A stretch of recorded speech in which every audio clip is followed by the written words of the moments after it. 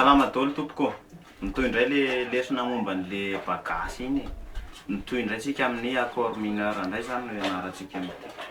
Ity zao le do iny a. De ny ré mineur. Ty basse do ty a misy basse ré eto, noho izany iny ataonao basse. De le ré mineur a, afaka mampiasa le ré mineur ny fampiasa amin'ny accord standard ihany, fa ampio an'ity eto amin'izay maneno tsara. Zany hoe ao amin'ny accord do ianao zany a, de manao an'ity ré mineur ty. Ty ré mineur ty nefa afaka ataonao fa, saingy no mahasamihafa azy amin'le fa fotsiny a. De misy an'ity basse ty ato, ty basse ré ty, lasa ré mineur indray.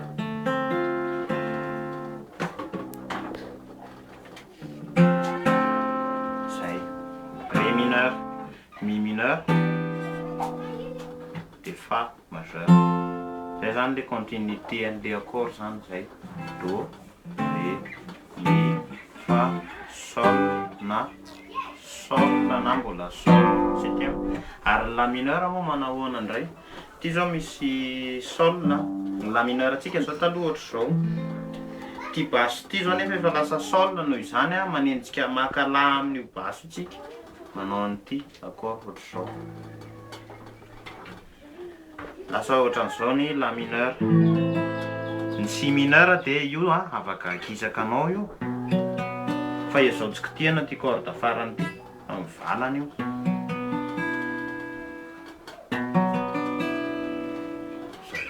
Izao tsikitiana ty farany ambany ty zany hoe ohatry zao. Zay no momba ny accord mineur. Anoy an'le hira iny tsika, le hiran'ny malheureux. Le hoe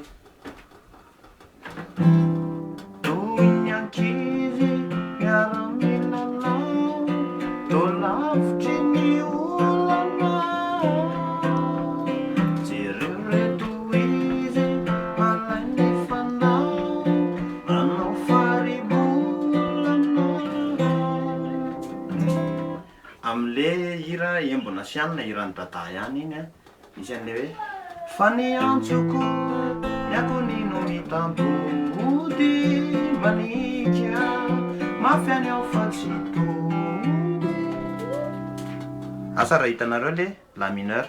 Fa ny antsoko ny akonino mitambody manika mafy any ao fa tsy tody. Zay ny fomba fampiasana an'ireo mineur reo. Raha ohatra mila mi mineur le accord de mankaty ianao zany. Ohatran'izay. Ohatra fotsiny ampiasana an'iny mi mineur iny a. Inona zao ny hiran'ny maleo misy an'iny? Amin'ity hiran'ny dama le izy velo fa version bagasy.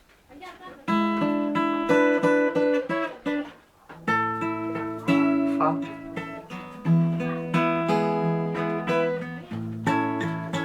eo amin'izay le mi mineur.